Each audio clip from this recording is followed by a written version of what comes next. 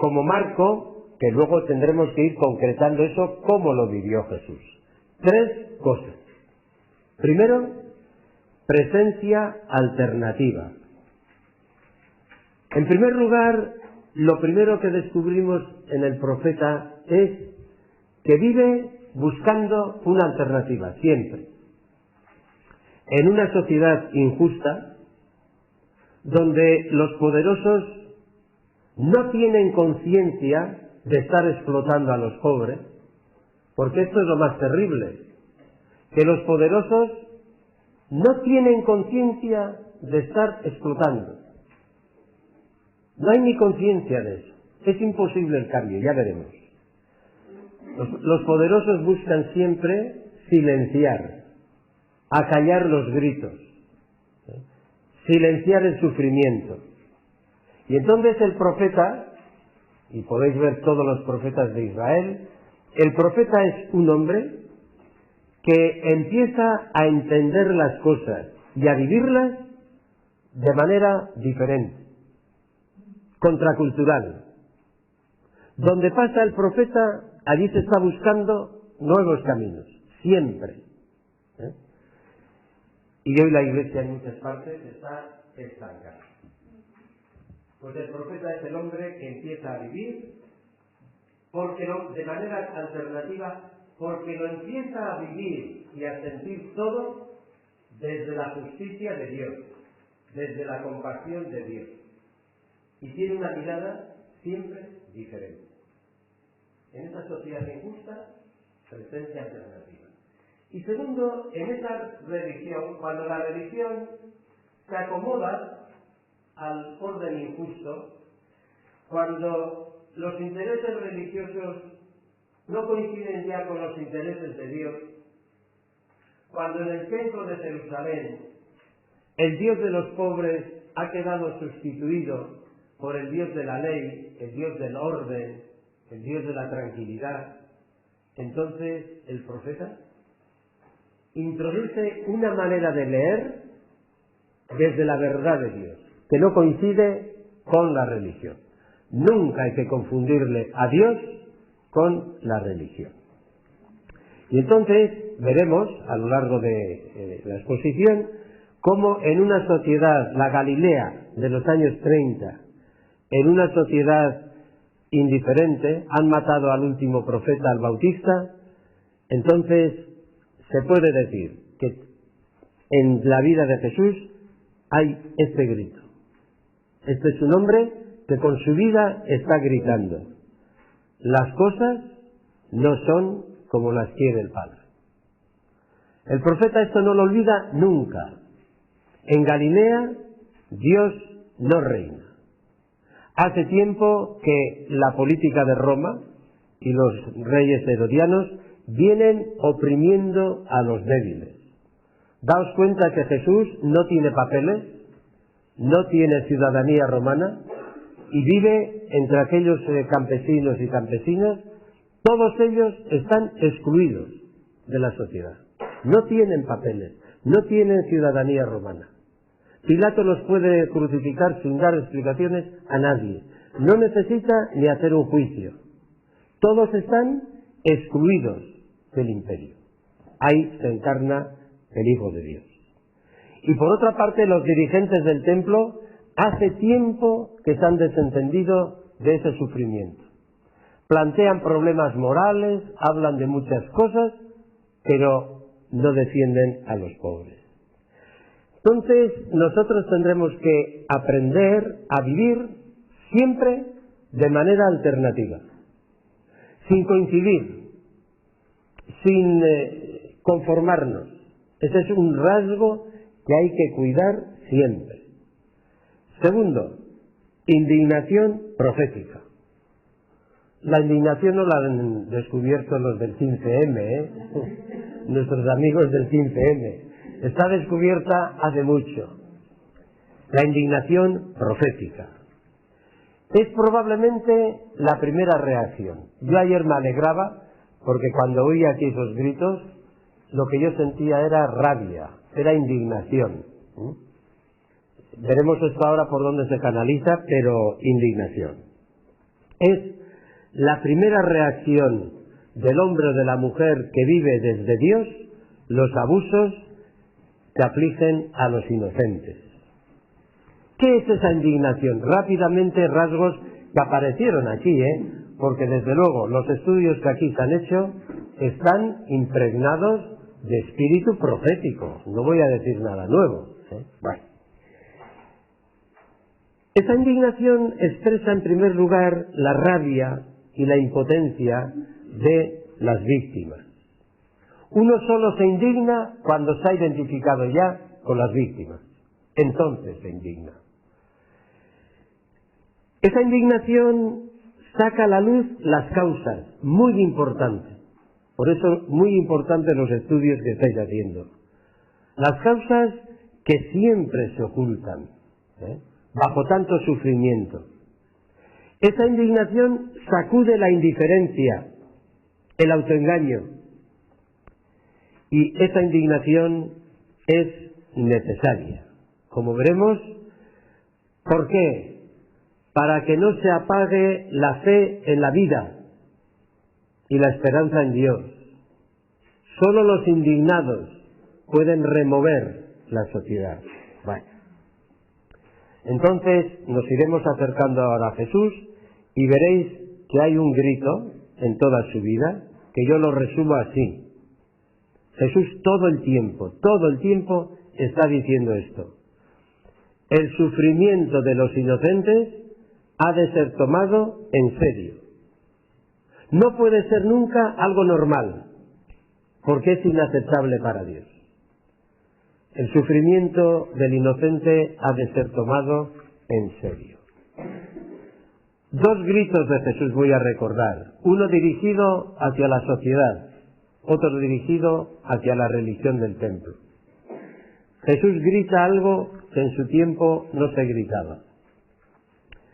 Los jefes de las naciones las dominan como señores absolutos y los grandes las oprimen con su poder. No ha de ser así entre vosotros. En el movimiento de Jesús no puede ser así. Jesús está contra ese poder opresor, inconformista, indignado. Y segundo grito, en la cátedra de Moisés, ahora está apuntando a Jerusalén, primero a Roma, ahora a Jerusalén, en la cátedra de Moisés se han sentado los moralistas, los escribas y fariseos. Atan cargas pesadas y las echan a la espalda de la gente, pero ellos ni con un dedo las quieren mover. No ha de ser así. Lo más grande de vuestro movimiento, de vuestro trabajo liberador, es que tiene que convertirse cada vez más en un grito frente a los poderosos que oprimen a los inocentes y frente a los religiosos que se sacuden la responsabilidad y olvidan. Vosotros y vosotras estáis trabajando entre los excluidos por la sociedad y los olvidados, las olvidadas por la religión. Este es vuestro mundo. Estáis metidas ahí, donde están las excluidas de la sociedad y las olvidadas de la religión. Tercer rasgo, apertura a la esperanza. Cuando la sociedad no permite apenas expectativas de cambio, cuando la religión se opone a toda novedad, cuando parece que no hay nada que hacer, aparece el profeta. El profeta está viviendo ya el futuro. El profeta lucha siempre, se le nota enseguida, en que lucha contra el derrotismo, contra el escepticismo, y critica la ilusión de inocencia de la religión. Es el gran pecado de las religiones. Las religiones se sienten inocentes, y se dedican se ponen por encima del bien y del mal. Y la religión no es inocente, no. Veremos cómo habla Jesús. Entonces el profeta empieza a recordar a todos que la última palabra la tiene Dios, no el César de Roma y no Caifás. Para hacer un pequeño esquema, esto nos puede ayudar y veréis, es sorprendente cómo la historia se repite y estáis viviendo vosotras lo mismo que vivió Jesús. Por eso veremos que podemos seguirle, ¿no? Vale. Este esquema pequeño. Así vive Jesús. El imperio de Roma pretende, con las legiones que están rodeando al pueblo, pretende que la Pax Romana, el orden internacional, la política que impone Roma, eso es la paz definitiva y plena. No hay nada más. No hay por qué cambiar. Todo está bien, en orden. Pero por otra parte, la religión del Templo de Jerusalén defiende que la ley de Moisés es inmutable, para siempre. Y mientras tanto, ¿qué está pasando en Galilea? Mientras tanto, los excluidos del imperio, sin papeles, los olvidados por la religión del templo, están condenados a vivir sin esperanza. Esta es la tragedia de las mujeres, tener que vivir sin esperanza. Puede haber alguna mejora en la Pax Romana, puede haber un emperador pues, que corrija algunas cosas, se puede cumplir de manera más escrupulosa la ley de Moisés, pero nada decisivo cambia para los pobres, nada cambia. Se puede pasar de este sistema, de este gobierno al otro, se puede pasar de este papa al otro, se puede, pero para los excluidos de la sociedad y los olvidados de la religión no ocurre nada bueno. Es decir, el mundo no se hace más humano. En esa sociedad es imposible imaginar un comienzo nuevo. ¿De dónde puede venir la esperanza? A los últimos. Jesús vivió esto en situación límite y nosotros también. Y entonces vamos a ver cómo Jesús rompe anunciando algo tremendo. Cuidado, se está acercando Dios, un Dios que quiere abrirse camino porque quiere construir con nosotros un mundo más humano, más justo y más dichoso para todos. Esa sociedad sin alternativa es falsa. Esa política que no admite ninguna crítica, ir al Parlamento a discutir las leyes de protección social ahora, con la crisis. No os escuchará nadie. Esta religión segura de sí misma, que ni sospecha cómo la está interpelando Dios desde las últimas y desde los últimos, esa situación es falsa. Es posible abrir caminos. ¿Por qué? Porque Dios es el que está empeñado en construir un mundo nuevo. Y entonces Jesús explota. Y la pena es que nosotros leemos el Evangelio en la iglesia y ponemos por delante, y al final, palabra de Dios, te alabamos, Señor. Nos sentamos, hemos leído y no han aparecido los gritos. Porque no se lee a gritos, se lee pues con toda piedad, ¿no? Con toda... como Dios manda. Y claro, la epístola podrá leer la mujer, pero el Evangelio no. Esta noche va a leer aquí el Evangelio una mujer, la que leáis vosotras mismas. Va a leer aquí. Vamos a escuchar la buena noticia de Jesús de labios de una mujer. Eso se va a hacer porque quiero yo. Mejor porque necesito oír eso y poder decir que ha ocurrido. ¿No? Que ha ocurrido. No sé si habrá ocurrido alguna vez. Sí. Ah, bueno, con vosotras hago. Bueno, Aquí mismo, muy bien. Bueno, pues se va a repetir. Los gritos de Jesús. Saldrán otros, pero se empieza a decir. Los últimos serán los primeros, y los primeros los últimos. Las últimas serán las primeras. Yo no sé cómo es el cielo, pero las que estarán rodeando a la Trinidad, por decir así, son estas mujeres. Nosotros junto a la puerta, probablemente hacia adentro, pero bueno, de ahí no pasamos. De ahí no pasamos. Quienes ensalcen serán humillados, y los que os están humillando a vosotras, vosotras seréis ensalzadas. He dicho al revés, me parece. Quienes se ensalzan a sí mismos serán humillados, y quienes vivís humilladas seréis ensalzadas. Y a la cara, esto les dijo a la cara a los dirigentes que venían allí, que si la ley, que si no hay que cumplir el sábado. Jesús les dice: mirad, los ladrones, los recaudadores que se dedican a robar y las prostitutas entran antes que vosotros en el proyecto de Dios, en la dinámica del reino de Dios. Y aquí solo será grande el que se ponga a servir. Oye, y nosotros rezando laudes y pues... Oye, ¿dónde puedo escuchar estos gritos hoy? ¿A dónde tengo que ir? ¿A dónde tengo que ir? Pues a las oblatas.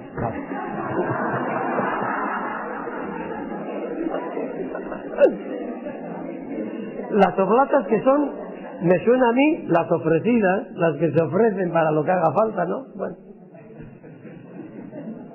Claro, luego esto es lo que tengo en la charla, pero desde ayer, claro, yo estoy cogiendo notas por todas partes, y yo decía, ¿no? Y me vais a... ¿Dónde tengo yo esto? Se me pierden los papeles. No, ya voy a encontrar. Esperad un poco, porque si pierdo esos papeles he perdido todo.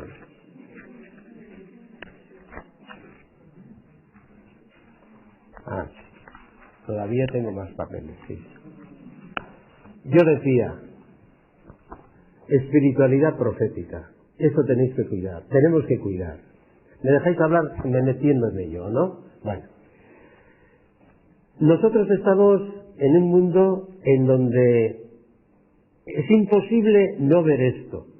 Como os decía, vosotras estáis trabajando un trabajo liberador entre las excluidas de la sociedad y las olvidadas por la religión. Pocas personas pueden ver con tan claridad cómo los grandes oprimen a los débiles y cómo los dirigentes religiosos olvidan a los que sufren. Pues hay tres rasgos. Presencia alternativa, marcada por Jesús, apuntando hacia un mundo aunque sea un poco más humano. Luego veremos esto, cómo se puede hacer realmente algo. Una presencia humanizadora es lo primero, alternativa. Indignación, sí. Yo ayer me parecía que todos los escritos, todo lo que tenéis, son gritos recogidos que hay que ahora hacerlos resonar. Ahora hay que encontrar altavoces, sacar a la luz las causas de este sufrimiento, sacar a la luz. En la Iglesia tienen que conocer historias trágicas, no teorías. La prostitución, no, historias, relatos del sufrimiento injusto que hay entre nosotros. Tenemos que sacudir la indiferencia. Esto es lo que yo quería decir ayer, ¿no? Que yo sé cómo son las curias de la diócesis, lo que es una vicaría general, lo que son las reuniones de los obispos, lo que es la conferencia episcopal, lo que son las comisiones de pastoral. Allí no está el sufrimiento. No se conocen relatos. Cuando hay que hablar, el día que haya que hablar de no sé qué, traen a los expertos, y estos leen libros, y hacen no sé qué, y nada. Todo indignación profética. Bueno, Y luego ayer yo resumía así, ¿no? Me parecía que toda la estrategia que se sigue con las mujeres al final es para destruir su esperanza y para aislarle de toda compañía. Quiero decir, es diabólico, me parece que es diabólico, ¿eh? Es dejarle a una pobre mujer sin esperanza y además que en cuanto empieza a abrir caminos se le cierren y aislarla, ¿no? Pues es bien claro, yo no sé por dónde se va a concretar esto, habrá que luchar poniendo esperanza en esas mujeres y poniendo compañía, liberarlas de la desesperanza y de la soledad. Caminos de vida tienen que ser, caminos de vida. Bueno, como hay que concretar muchas cosas, esto lo dejo. Seguimos. Una espiritualidad centrada en el reino de Dios. Jesús es profeta, pero es profeta de un proyecto, del reino de Dios. Con una audacia desconocida, sorprende a todos diciendo, aquí está Dios, con su fuerza creadora de justicia. Y sabéis que Marcos resume todo el mensaje de Jesús en esta frase. El tiempo se ha cumplido. No hay que andar mirando atrás. Hoy hemos leído aquí. Me parece que se ha dicho eso. El que coge el arado y empieza a mirar atrás no es digno del reino de Dios. Una iglesia mirando hacia atrás no va a ser el reino de Dios. El tiempo ya se ha cumplido. Ahora estamos en otro momento. ¿En qué momento estamos? El reino de Dios está cerca. Dios es alguien que se está acercando. ¿Para qué? Para reinar, para que reine su justicia, su solidaridad, para que reine la compasión. Y hay que cambiar, claro. Hay que cambiar de manera de pensar y de manera de actuar. Y hay que creer en esta buena noticia. Bueno. En el centro de la espiritualidad de Jesús hay un proyecto. Y esto lo tenemos que ver muy claro. Porque es vuestro horizonte y el contenido de todo vuestro trabajo. El proyecto de Dios en el mundo de la prostitución. 3 cosas vamos a ver ahí. Buscar el reino de Dios y su justicia. Sabéis que en el centro de la espiritualidad de Jesús no está Dios, está el reino de Dios, que es distinto. Quiero decir esto. Jesús no separa nunca a Dios de su proyecto de transformar el mundo. Nunca. Dios nunca habla de un Dios, no sé, de espaldas al sufrimiento, desentendido, en su misterio. No. Siempre habla de Dios y su proyecto de humanizar la vida. No le separa nunca. Y en esto sí que quisiera que lo cogiéramos, ¿no? Entonces, ¿cómo le experimenta Jesús a Dios? ¿Cómo le vive a Dios? Yo no he encontrado otra manera de decirlo mejor por ahora más que esta. Creo que Jesús le experimenta a Dios como una presencia buena que está buscando abrirse camino en el mundo, abrirse camino en medio de nosotros para hacer la vida más humana. Es una presencia que está acercando, está cerca y nos está invitando a que le abramos camino para humanizar la vida. Ese es el horizonte de Jesús. Por eso, si leéis bien el Evangelio, veréis que Jesús nunca invita sencillamente a buscar a Dios. ¿Cuántos libros se han escrito para buscar a Dios? Es que Jesús no habla de buscar a Dios. Hay que buscar el reino de Dios y su justicia. Porque todo lo demás viene después. Todo, Todo. la Iglesia, los concilios, todo viene. Lo primero es siempre, allí donde esté yo, buscar abrir caminos a una vida más humana. Y por eso Jesús tampoco invita a la gente a que se convierta a Dios. Los profetas siempre piden, volved a Yahvé, volved a la alianza. Jesús no. Entrad en el reino de Dios. Es mucho más concreto. No es convertirse a Dios. La Cuaresma. La Cuaresma nos deja siempre donde estábamos. Ya sabéis cómo se empieza la Cuaresma. Miércoles de ceniza, qué cosa más bonita. Y ya, se sigue. Luego viene la Semana Santa. Luego mayo, primeras comuniones. Aquí se hacen comuniones. Pero es que Jesús está diciendo, entrad en otra dinámica, entrad por otro camino, entrad en el proyecto de Dios.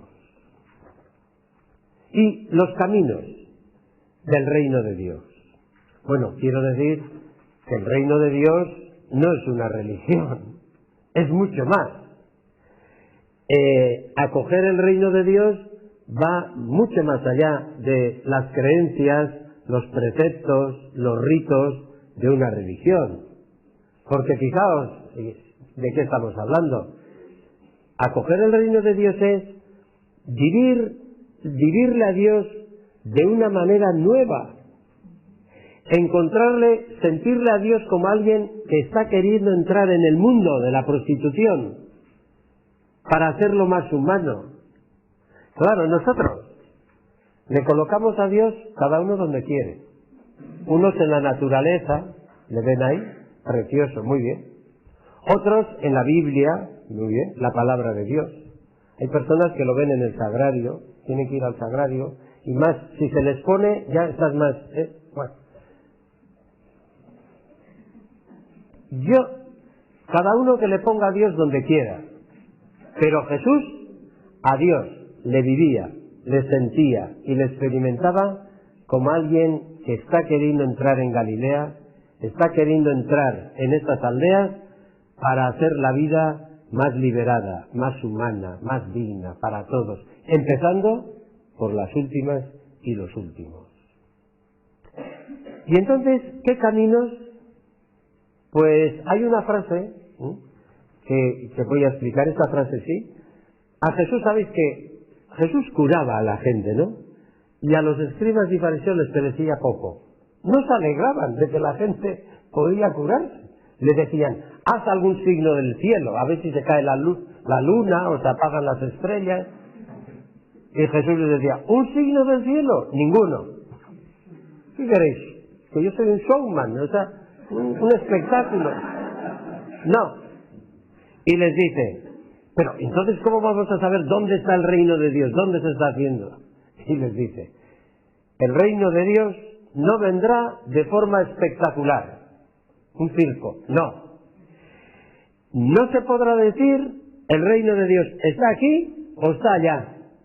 Y luego tiene una frase que se puede traducir de dos maneras.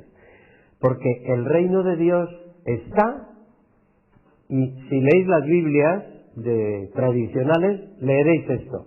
El reino de Dios está dentro de vosotros. Y entonces, nosotros que hemos escuchado esto desde el noviciado y desde el seminario y desde la catequesis, pues ¿cuándo reina Dios en una persona? Cuando la acoge, cuando la acogemos a Dios. Entonces, el proyecto de Dios sería, estar en las almas, o sea, el proyecto de Dios sería algo muy íntimo, muy personal, y entonces hay mucha gente que se dedica a acogerle a Dios y que Dios reine en su alma, en su corazón. Pero resulta que esa frase, entosimón, una cosa en griego, pues se puede traducir de otra manera. Y es que el reino de Dios está entre vosotros. O sea, que no solamente dentro de los corazones, sino en la sociedad, entre todos. Fijaros, el Evangelio apócrifo de Tomás, que os he dicho que tiene algunas frases que grandes expertos consideran pues que pueden ser de Jesús. ¿Sabéis cómo ha traducido esto? Que en el Evangelio aparece así. han traducido: dijo Jesús, el reino de Dios está dentro de vosotros y fuera de vosotros. Y es verdad. El reino de Dios primero lo tenemos que acoger nosotros. Yo tengo que sintonizar con Jesús, dejarla a ese Dios. ¿Veréis cómo cambia vuestra vida? Si de pronto si sabéis situarle a Dios como ahí, en esta situación Dios está queriendo entrar en esta iglesia, queriendo entrar en esta crisis económica, queriendo entrar en el mundo de la prostitución para hacerlo más humano. Tratar de ubicarle a Dios así en vuestra vida. Os veréis obligados y obligadas a cambiar. Parece que no, a cambiar. Primero le tengo que acoger yo, pero tengo que saber que el reino de Dios se construye entre nosotros, en las familias, en la sociedad, en las políticas, en la defensa de la mujer. Eso es. Bueno. Entonces, yo pienso que hay un trabajo que hacer muy personal, claro, a las mujeres ya hablaré ahora, pero luego hay un trabajo que hacer la familia de esa mujer, las leyes, la protección social, la salud, todo lo que estáis buscando, ¿no? Doble camino a las personas, pero la sociedad. Y ahora, dudé mucho en poner esto, pero lo voy a hacer. La oración del que busca el reino de Dios, el Padre Nuestro. El Padre Nuestro. Creo que es muy importante entre nosotros recuperar la oración del Padre Nuestro. Meditarla, interiorizarla, repetirla a solas, en grupo, en comunidad. Es la única oración que Jesús enseñó y dejó en herencia.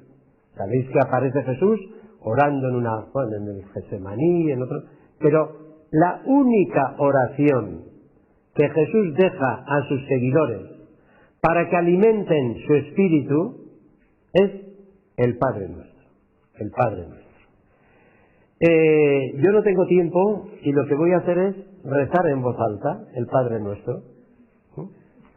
Bueno, claro, parafraseándolo un poco, ¿no? Bueno, sabéis que es una oración muy, muy corta. Jesús ya sabía que si no nos aburrimos. Muy corta.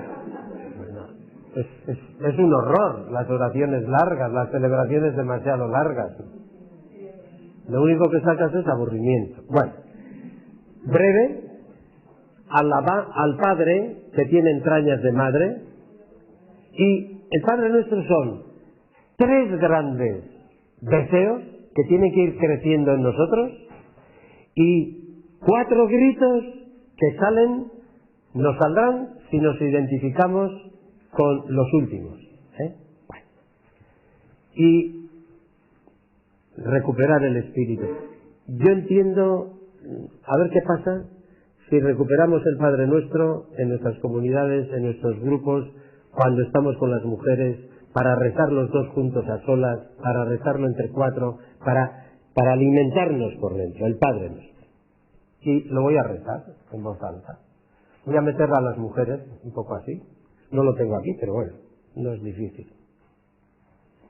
Abba, Padre, santificado sea tu nombre de Padre con entrañas de madre. Que nadie se ría de tu nombre, violando a tus hijas, haciendo daño a tus hijos. Que todos bendigan tu nombre de Padre bueno. Que se borren, que queden desterrados todos los nombres de ídolos, el dinero, el poder, la violencia, todo lo que hace daño a tus hijos. Bendito tu nombre de Padre. Y que venga tu reino, que venga cuanto antes, que le hagamos sitio, que acertemos a proponer caminos de vida nueva para estas mujeres, que dejemos entrar en nuestras vidas tu verdad, tu justicia, Que en el corazón de estas mujeres reine tu paz, tu consuelo, tu respiro, tu desahogo. Que no reinen los ricos sobre los pobres. Que los varones no abusen de las mujeres, que las mafias no exploten, que venga, que vaya viniendo poco a poco tu reino. Y que se haga lo que tú quieres, tu voluntad, aquí en la tierra como en el cielo, en tu corazón de Padre. Que no se haga lo que quieren los poderosos. Que en la creación entera se haga las cosas como las quieres tú, no como las que quieren los poderosos, los grandes. Que te dejemos sitio. 3 grandes gritos, que los podemos rezar juntos, a solas, en silencio, en pronunciándolos. Y luego 4 gritos, 4 peticiones, que solo se pueden rezar si estamos identificados con los que sufren. Danos pan, el pan de hoy. Que a nadie le falte pan. No te pedimos bienestar. No queremos estar en el estado de bienestar, cuando hay tanto malestar. Pan para todos. Que los hambrientos de la tierra puedan comer. Que los que lloran se puedan reír. Y que los que viven indignamente puedan hacer una vida digna. Que no les falte pan a los hijos de estas mujeres. Danos pan, todo lo que nos pueda alimentar. Y perdónanos nuestras deudas. Estamos en deuda contigo, porque no sabemos abrirte caminos a tu reino. Y necesitamos tu perdón, todos. Nadie es inocente, tu misericordia. Y que tu perdón nos cambie. Que podamos también nosotros vivir perdonándonos un poco más unos a otros. Danos tu perdón y tu capacidad de perdonar. Y no nos dejes caer, no en las tentaciones, en una. No nos dejes caer en la tentación. La tentación de vivir de espaldas a tu proyecto, a tu reino de Dios. Que no caigamos en esa situación. Que no nos derrote nadie. No nos dejes caer. Somos débiles, torpes, no acertamos. Nos podemos quemar. Nos podemos hundir. Nos podemos cansar. No permitas que caigamos en esa tentación. Y como no hay tiempo, pues Jesús dice, bueno, y líbranos del mal. Es decir, líbranos de todo lo que hace daño a la gente. De todo lo que hace daño a la gente. Ahora imaginaos una mujer, un hombre, que desde la mañana reza esto, ¿de verdad? ¿Cómo tiene que vivir? Es que todo le habla de Dios, todo le habla del Padre, todo ve, no tengo que caer en el derrotismo, no tengo que... Porque hemos rezado el Padre Nuestro. ¿Cuál es nuestro problema? Que a mí me enseñaron a rezar el Padre Nuestro a San José para alcanzar una buena muerte. Sí. ¿Tiene bigote este? O sea, rezarle el Padre Nuestro a San José. ¿Y para qué? ¿Para que venga su reino? ¿Para que José nos traiga el reino? ¿Para qué? No, para que te obtenga una buena muerte, porque estamos en marzo. ¿Ah?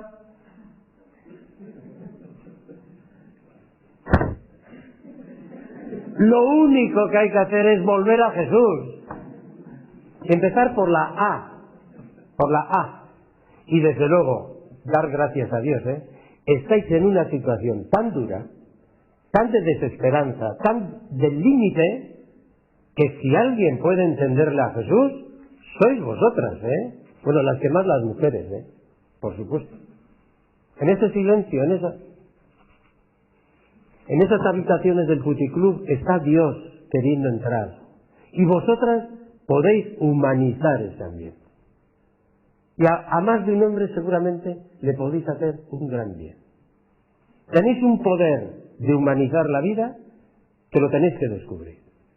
Porque Dios está en esa habitación, Dios está ahí. Además suelen estar como de rojo, como las lamparillas del sagrario, ¿no? Una cosa así. Aquello parece una capilla, ¿no? Bueno, yo no es que haya entrado, pero veo...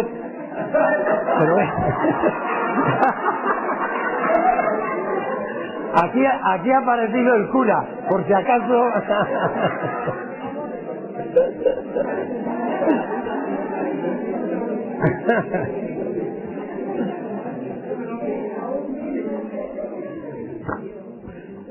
No, yo las únicas mujeres con las que...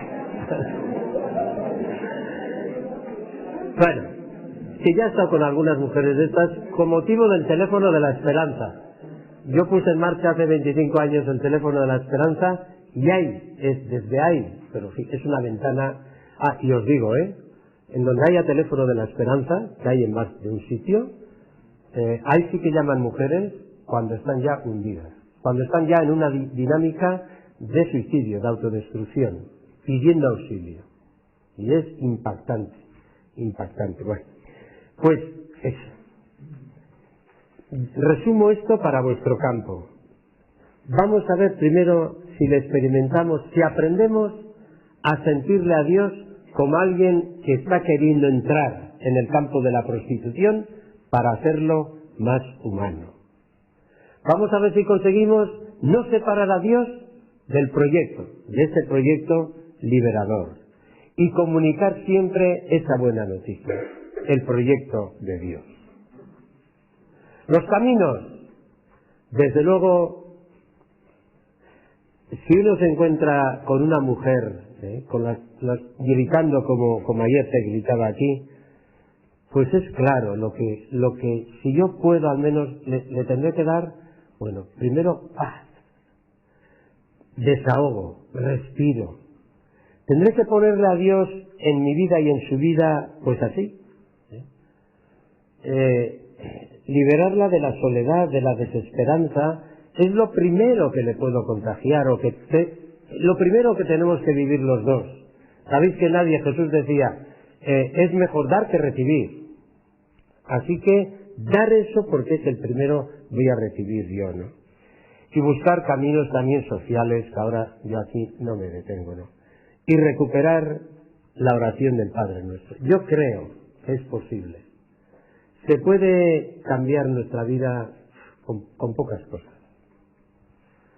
Luego hablaremos de los gestos. Bueno, espiritualidad al servicio de una... ¿dónde estamos? Uy, voy a correr, ¿no? Sí, voy a correr un poquito. Sí. 20 minutos. Bueno, pues voy a resumir, sí. Bueno, una espiritual... Para entenderle bien a Jesús, tercer punto, tenemos que entender que esto del reino de Dios se simplifica viendo que lo decisivo es hacer la vida más humana. Y hay 3 puntos. La pasión por el Dios amigo de la vida. Nos tenemos que apasionar por la vida porque Dios es un apasionado de la vida. Voy a decir una cosa. ¿Sabéis que Jesús nunca discute con ningún grupo, ni con los fariseos, ni con los escribas, ni con los saduceos? Nunca discute sobre Dios. Todos creen en el mismo Dios. Todos creen. Es el Dios de Israel, el Dios del liberador del Éxodo, el Dios creador del cielo y de la tierra. Jesús y todos los dirigentes religiosos creen en el mismo Dios. ¿Dónde está la diferencia? En que los dirigentes religiosos, los escribas y fariseos, le relacionan a Dios con la religión, le vinculan a Dios con lo religioso, con el culto. Y entonces los dirigentes religiosos se sienten llamados por Dios a garantizar la religión, la observancia del sábado, los diezmos y primicias, los sacrificios de expiación. Ellos le viven a Dios relacionándolo con la religión. Jesús, esta es la novedad de Jesús. Jesús le relaciona a Dios con la vida de las personas, con la vida. San Juan dice una frase que la pone en boca de Jesús: yo he venido para que tengan vida y la tengan en abundancia, a tope. Hay que vivir a tope. Las mujeres tienen derecho a vivir, y a vivir bien, y a vivir intensamente la vida. La vida, ¿eh? Lo primero, la vida. Y entonces le vais a Jesús a actuar, y fijaos, veréis que lo que le importa es la vida, no el culto de la sinagoga. Entra a la sinagoga, están preparando la liturgia como nosotros, y Jesús, que está siempre distraído cuando hay una liturgia, pues se fija en que allí hay un hombre que tiene la mano así, paralizada, y le dice, y todos preparando las lecturas. Oye, coge y le dice al paralítico: ponte en el medio, en medio de la liturgia, en medio de la celebración, en medio del sábado, un hombre. ¿Ahora qué hacemos? ¿Seguimos la liturgia o le curo?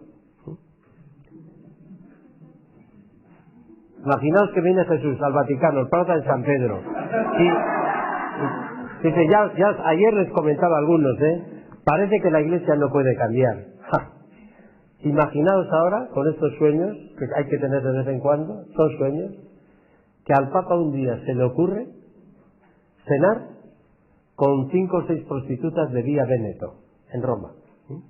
¿Cenar? O donde sea. El Trastevere, me da igual. Pues oye, cena, y no les escribe una encíclica, ni les... No, les hace preguntas. Oye, y tenéis hijos, y ya vivís, y cómo estáis, y le sacan unas cuantas fotos, y al día siguiente el Observatorio Romano dice: ayer el Papa cenó con 5 prostitutas. Mirad, ese gesto cambiaría todo lo que estamos hablando aquí. Lo que pasa es que yo no puedo estar con el Papa, pero y ya sé que no le va a llegar porque no se puede llegar. No se puede llegar al Papa. Es decir, los pobres son los únicos que no pueden estar con el Papa, no tienen audiencia. No. Se mandarán un rosario, una estampa, pero no pueden estar. Con el Papa no se puede estar. Los gestos que hagáis, bueno, ya hablaremos, los gestos siempre de vida. Yo he venido para que tengan vida. Y le veréis a Jesús que lo primero es, más que el culto, las personas, y lo que le importa es la curación de los enfermos, no el sábado, eso es para que discutan estos, pero él a curar. Y lo que le importa es la reconciliación social, no las ofrendas que lleva cada uno al templo. Fijaos un día Jesús lo que dice: mirad, si un día estáis en la cola, con la ofrenda, con el cordero, con las palomas, yendo fijaros, ¿no?, hacia el altar, y os acordáis que estáis a mal con un hermano, dejad allí, se acabó la liturgia, porque lo importante es la vida. Y a Jesús no le preocupan los sacrificios de expiación. A ningún pecador le dice: vete a Jerusalén y entra en el templo y ofrece. Le acoge amistosamente y le ofrece el perdón. Y hay una costumbre de Jesús que os la voy a decir. Sabéis que Jesús tenía una costumbre. De esto podemos estar seguros. A la hora de despedirse de un enfermo, de una mujer, decía: vete en paz. Ahora tú vive bien, con shalom, que para un hebreo era lo mejor de todo. Vive a tope. Ahí se le ve a Jesús lo que busca cuando se encuentra con las personas. ¿Qué busca? Que vivan bien, que vivan bien. Si nuestra única tarea es ayudar a la gente a vivir bien, a ser más dichosa, a vivir mejor. Ese es el proyecto, ¿no? Bueno, claro, esto lo vive Jesús en dirección a los pobres. Sabéis, estamos hablando de la espiritualidad de Jesús. En la sinagoga de Nazaret, coge el libro de Isaías y lee esto: el Espíritu del Señor está sobre mí, porque me ha empapado, me ha ungido. Y cuando uno se llena del Espíritu de Dios, ¿qué le pasa? Pues ese Espíritu me ha enviado a anunciar a los pobres cosas buenas, la buena noticia. A los cautivos, liberación. A los ciegos, luz, vista. A los oprimidos, libertad. Este grupo, atención, los pobres, aquí aparecen 4 o 5 grupos, por decir, los pobres, los esclavos, las esclavas, aquí ayer sonó varias veces la palabra esclavas, esclavo, es la persona que no tiene señoríos, no es nadie, no es nada, es esclavo. Bueno, los esclavos, los ciegos, y los oprimidos y los desgraciados, ¿no? Vosotras oiréis hablar de democracia, de derechos humanos, de tal. Jesús piensa en empezar desde los últimos una vida más humana. Ese es el camino. Y luchando, desde luego, contra ídolos que dan muerte. El dinero, el poder, bueno, lo voy dejando. Quiero insistir, porque esto nos va a poner mucho realismo, con esto voy a terminar, una espiritualidad alentada por la compasión, pero digo enseguida, una compasión activa y solidaria. Bueno, porque habrá que desenmascarar qué queremos decir con la palabra compasión. Bueno, si os fijáis bien en Jesús, toda su vida está sostenida, está motivada por la compasión. Bueno. Primero dice ahí, la compasión como principio de actuación. Jesús capta el misterio de Dios como un misterio de compasión. ¿Dios qué es? ¿Poder? No. ¿Sabiduría? No. Para Jesús Dios es entrañas, rajamín decían, entrañas de madre, porque son las entrañas de la mujer. Dios es compasivo. Y las parábolas que más repitió, las que mejor le salieron, las que quedaron más grabadas, todas esas parábolas hablan, Jesús quiere contagiar a la gente que Dios es compasivo. La manera de ser de Dios es la compasión. Dios nos mira con compasión. Dios reacciona, nos trata con compasión. Es, para Jesús, lo más decisivo. A partir de aquí, Jesús reacciona dentro de la sociedad judía de una manera revolucionaria. Todos los grupos de la sociedad que conoció Jesús tenían como una consigna que está en el Levítico, donde se pone en boca de Dios esa frase: sed santos porque yo, vuestro Dios, soy santo. Y a mí me han enseñado que tengo que ser santo. No sé exactamente qué es, pero santo. Y eso, a ser santos. Sed santos, el pueblo de Dios tiene que ser santo como Dios. Pero Dios, el Dios del templo, el Dios 3 veces santo, ¿cómo era? Pues es un Dios que elige, y hay que ocurrírsele, de todos los pueblos de la tierra se elige uno. Y bendice y elige al pueblo elegido, pero a los pueblos paganos los rechaza. Jesús podía ver, al llegar al templo, una prohibición, se ha descubierto los arqueólogos, prohibida la entrada a los paganos bajo pena de muerte. Vaya Dios, que a un pueblo lo bendice, a todos los demás que no se acerquen mucho porque se les puede matar. El Dios santo del templo es el que bendice ¿a quién? A los justos, pero maldice a los pecadores. Rezamos unos salmos. Yo querría saber cómo rezaría Jesús esos salmos que yo no puedo pronunciar, y él qué haría, ¿no? Pero la ternura de Dios. Dios es, está muy bien traducido, hombre, los salmos. Dios es tierno. ¿Cómo es esto lo de...? Siente ternura por sus hijos, por los que le temen, siempre es, no por todos. Dios es así. Y Dios, pues, deja entrar en el templo a los puros, pero no a los impuros. Los enfermos, los leprosos, no pueden entrar en el templo a recibir la bendición de Dios. Por lo tanto, ser santos es muy peligroso, porque te sientes el elegido, y empiezas a mirar a los demás por encima del hombro. Oye, ¿es lo que nos pasa en la Iglesia? La Iglesia, como es Santa Iglesia, Santa Sede, todo es santo, ¿eh?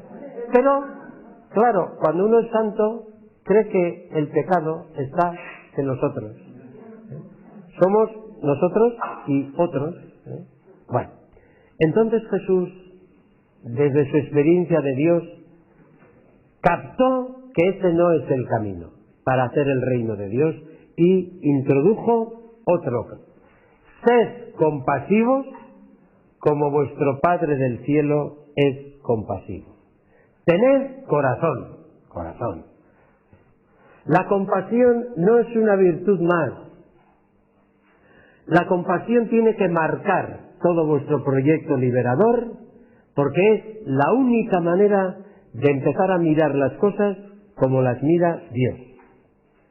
Si yo quiero mirar a las personas, si yo quiero leer los acontecimientos desde Dios, hay que leerlos desde la compasión. Pero voy a decir enseguida que no estoy hablando de... Mira, hay unos que son compasivos, tienen buen corazón, casi son tontos, son buenísimos, paternales. No. 3 cosas es la compasión que se puede analizar en Jesús. Yo no tengo tiempo. Primera, para crecer en compasión. Primero, interiorizar el sufrimiento de estas mujeres, interiorizarlo, hacerlo nuestro, que penetre en nuestras entrañas, que nos duela a nosotros. Los psicólogos nos van a ayudar, la empatía, muy bien, pero que es el espíritu de Jesús, ¿eh? Segundo, ese sufrimiento con el que yo me identifico, con que no me deja dormir, que me pone nervioso, ese sufrimiento interiorizado provoca en Jesús una reacción. Ese sufrimiento hecho mío se convierte en un punto de partida de un comportamiento, de un estilo de vivir. Hay un estilo de vivir, de estar muy atento al sufrimiento, y hay un estilo de vivir de espaldas a todo lo que se complica la vida. Segundo, hacer de ese sufrimiento interiorizado un principio de actuación, de comportamiento. Y tercero, que ese principio no sea teoría, sino que se vaya concretando en gestos, compromisos, siempre en la misma dirección. Erradicar, suprimir el sufrimiento o aliviarlo, pero siempre en esa dirección. Bueno. Y voy a terminar con esto. La mirada de Jesús y los gestos de bondad. Los evangelios, y me da mucha pena que no leamos y destaquemos, los evangelios han recogido cómo miraba Jesús. Constantemente aparecen los evangelios. Un día se encuentra cerca de Naín, un pueblito muy pequeño, nadie sabe ni dónde está, y se encuentra con un entierro, y viene allí, van a enterrar a la madre, al hijo único de una viuda. Fijaos cómo describe Lucas la reacción de Jesús. Jesús la vio, la lengua griega no tienen esto de ver y mirar. Bueno, la miró. De todos los que estaban allí, había plañideras, Jesús la miró y se conmovió. Literalmente el verbo quiere decir, le temblaron las entrañas y le dijo, no llores. Este es Jesús, el que sabe mirar, el que sabe conmoverse al mirar y reacciona, no llores, hará por ella lo que sea. Pero lo tremendo es que Jesús esto lo vive con los enfermos, con los desquiciados, pero con la gente. Pueden decir que Jesús vivió enamorado de la Magdalena. Enamorados de la Magdalena estaban los 12, Jesús y todos. Pero lo grande de Jesús, lo que pasa es que nadie escribe para ganar dinero con esto que voy a decir. Lo que yo no he encontrado nunca es un hombre que se conmueve al ver a la gente. Fijaos, ¿eh? Sí. Al desembarcar, vio mucha gente, miró a toda esa gente y le temblaron las entrañas, se conmovió y empezó a curar a los más enfermos. ¡Qué manera de mirar! Otro texto. Al ver a la gente, sintió compasión, se conmovió, porque los veía cansados y abatidos, como ovejas sin pastor. ¿Cómo miraba Jesús a aquellas prostitutas rurales de Galilea? En la Eucaristía hablaremos también de eso. Aprender a mirar. Hay un filósofo ya muerto ya, Emmanuel Levinas, francés, pero de raza judía, que en buena parte su filosofía gira en torno a esto, la importancia de mirar el rostro de las personas, el rostro. Ayer hablabais aquí de las mujeres que hablan y de las que no hablan. Hay que escuchar, pero hay que mirar.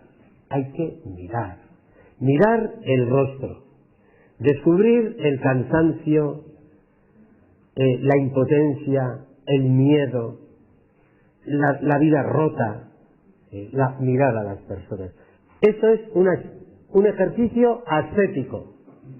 Esto hay que ejercitarlo, porque pasamos por la vida sin ver los rostros de las personas. El rostro. Una mujer, lo primero, mirar el rostro, mirar la mirada. Esa persona que tiene que soportar miradas de lascivia, de utilidad, discriminatorias, condenadoras, esa persona necesita que la miremos de otra manera y que nos podamos conmover mirando su rostro, descubriendo en su rostro todo lo que es su vida. Y me parece que aprender a mirar tiene que ser un ejercicio a desarrollar. De esto hay que hacer examen de conciencia. San Ignacio no habla de eso, pero bien. Pero hoy, ¿a qué persona he podido mirar? Mirar con atención, mirar con compasión, mirar identificándonos. ¿A qué persona he mirado? Os voy a decir una cosa, Pocas cosas nos pueden cambiar ya, a estas alturas, al menos a mi edad. Ya, con tal de no estropear mucho más la vida, ya. Pero nosotros empezamos a cambiar cuando empezamos a mirar la vida o a mirar a las personas de manera diferente. Entonces empezamos a cambiar. Saber mirar a estas mujeres. Un ejercicio que habría que desarrollar. Y luego gestos, y con esto termino. Gestos. Jesús contó una parábola del buen samaritano que es preciosa. Fijaros, sabéis, un herido, medio muerto, solo, abandonado, sin esperanza, sin nadie, como pueden estar estas mujeres. Así. Bueno, pasan por allí primero un sacerdote y luego un levita. Estos están cumpliendo una cosa, tratan de ser santos como Dios es santo. Vienen del templo, han estado en el culto, pero no saben mirar. Fijaos, vino el sacerdote, le vio y dio un rodeo. Vino el levita, le vio y dio un rodeo. Es que esa es una postura muy propia del clero. Los dos hacen lo mismo, ven pero no se conmueven, no saben mirar. Viene, no es sacerdote, no es levita, ni siquiera pertenece a la iglesia del Antiguo Testamento, es un odiado samaritano. Pero fijaos, ¿qué hace? Vio al herido, se conmovió y se acercó. Y una vez de saber mirarle bien y de conmoverse y de acercarse, ¿qué hizo? Gestos de bondad. Inventó. Podréis poner ahí en el papel de qué propuestas, pero luego hay que inventar, porque cada situación es una llamada. Hay que inventar. Y este hombre, fijaos, pues venda sus heridas, echa en ellas aceite y vino. El vino era el desinfectante de la época, ¿no? Un poco de vinagre, lo que fuese, le monta sobre su propia cabalgadura, le lleva a la posada, allí cuida de él, luego paga. Este hombre hace lo que puede, gestos. Vale. Y ahora esto nos tiene que interesar mucho. Vosotros, ayer yo pensaba esto mucho, os tenéis que sentir al día no sé cuántas veces impotentes. ¿Qué podemos hacer? Eso sintió Jesús a tope. ¿Qué podemos hacer? Jesús no podía resolver los problemas, los abusos y las injusticias que veía en Galilea. No tenía poder político, no tenía legiones, no tenía poder religioso, no era nadie, no tenía poder cultural, era un obrero allí de... Bueno, ¿qué hace Jesús? Gestos. Continuamente está sembrando gestos. Gestos pequeños, pero siempre orientados a sacudir la sociedad. Os voy a poner algunos ejemplos. Abraza a los niños y a las niñas de la calle. ¿Por qué? ¿Por qué? Porque no quiere que los seres más frágiles, los más débiles, se sientan huérfanos. Sabéis que estos son niños de la calle, ¿eh? Solemos decir, las mujeres, no, ahí no hay mujeres, no les traen... le presentaron a unos niños. Claro, los 12, ya empezó la cosa, ponen orden, quieren poner orden. Ponerle orden a Jesús. Y decir, quiénes estorban y quiénes no estorban. Los que estorban siempre son los grandes, hombre. Los niños, los pequeños no estorban. Bendice a los enfermos. ¿Sabéis lo que era bendecir, no? Ayer nos bendijeron de tantas formas que fue conmovedor. Jesús bendecía imponiendo las manos, es decir, envolviéndole a la persona con la ternura de Dios. Les llamaban a los enfermos malditos de Dios. Algo habrá hecho, ¿no? Bueno, pues Jesús decía, no sois malditos. Yo os abrazo para que os sintáis envueltos en la ternura de Dios. Y ¿por qué les bendecía? Porque no podían entrar en el templo a recibir la bendición de los sacerdotes. Un mudo, un sordomudo, ¿para qué va a entrar en el templo? ¿No puede cantar salmos? ¿No puede oír la palabra de Dios? A la calle. Un leproso, bueno, por favor, a la calle. A Dios le gusta estar con gente limpia y no sucia. O sea, y Jesús hace todo lo contrario. ¿Por qué toca a los leprosos? ¿Sabéis que a los leprosos siempre, invariablemente, les cura acariciándoles la piel? Les toca. Todos los demás se echan atrás. Les toca. ¿Por qué? Porque quiere que no tengamos miedo y que no excluyamos a nadie. Él hace gestos. Rompe el sábado. ¿Por qué? Porque quiere que todos entiendan bien que ni la ley más sagrada del sábado está por encima de la atención al que sufre. Y comía con pecadores, y comía con prostitutas, los despreciados de todos. ¿Por qué?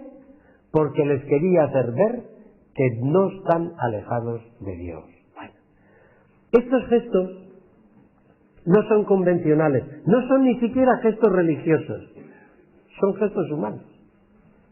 Bendecía, bueno, pero son gestos humanos. Jesús está continuamente, sabéis que el recuerdo que quedó, ¿no? En los Hechos de los Apóstoles se lee, ungido por Dios con el Espíritu Santo, lleno de Espíritu, pasó la vida haciendo el bien. Gestos, detalles. Y son gestos no convencionales y todos van en la misma dirección. De poner algo bueno en esa persona y de hacer pensar a todos, ¿no? Y sabéis que Jesús le da esto tanta importancia que un día dice, mirad, esto de los gestos es importante. Aunque sea dar un vaso de agua, eso no se olvidará. Eso no se olvida. El Padre no lo olvidará. Entonces, gestos. Muchas veces el gesto siempre es incompleto.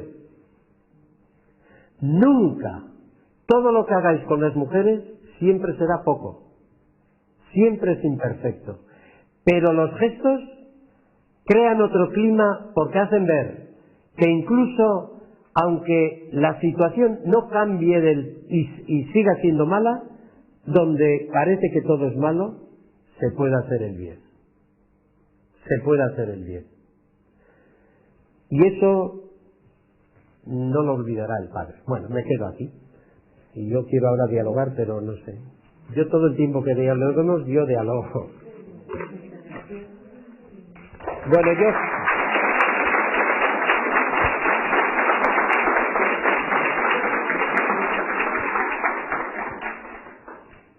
yo puedo mandar esto por internet o lo que sea. Ahí no aparecen Luego yo ayer, yo aquí tengo cosas recogidas por mí, ayer a la noche, un poco tratando en lo que yo veía, en lo que poco que puedo ver yo, pues tratando pongo aquí, por ejemplo, ¿no? En medio de vuestra impotencia, porque yo creo que vais a sentir la impotencia un día sí y el otro también. Impotencia. ¿Y qué se puede hacer? Pues cuidar la mirada, cuidar mucho la mirada, y luego gestos buenos, que yo lo resumo en esto. Creo que hay 3 verbos que hay que saber conjugar en la Iglesia y en la humanidad. 3 gestos que son acoger, escuchar y acompañar. Esas 3 cosas no pueden faltar en vuestro proyecto de vida. Formas de acoger, dónde le acogemos, cómo acogemos, escuchar, qué hay que escuchar, cómo escuchar. Y cuando una persona se siente acogida ya no está sola. Cuando se siente escuchada se recupera la autoestima, tantas cosas que dirán los psicólogos, ¿no? Y cuando se la acompaña, poder empezar a caminar con alguien. Cuando Jesús decía, yo ayer lo traducí aquí, ¿cómo terminaría yo el encuentro con una de estas mujeres, ¿no? Decía esto, sí. No sé dónde está. Sí, lo de vete en paz. O sea que... sí, vete en paz. Yo creo que hay que terminar siempre los encuentros así. Tú vive. Siente tu dignidad. No te voy a olvidar. No vas a estar ya sola nunca. De lejos o de cerca, yo pensaré en ti. Tú vive con paz. Llénate de vida. No estás sola ni estarás. O sea, es muy importante la huella que dejamos en la persona. Eso no es ni oro ni plata. ¿Qué huella queda en esa persona? Bueno, pues eso. Quería mandar esto. Pues muchas gracias, Antonio. Realmente lo que decíamos al principio, contágianos, transmítenos ese apasionamiento con Jesús, objetivo cumplido. Y les recordamos para las personas que están siguiendo la retransmisión en directo, que nos vemos aquí de nuevo para fines que lo deseen a las 12, después de un descanso.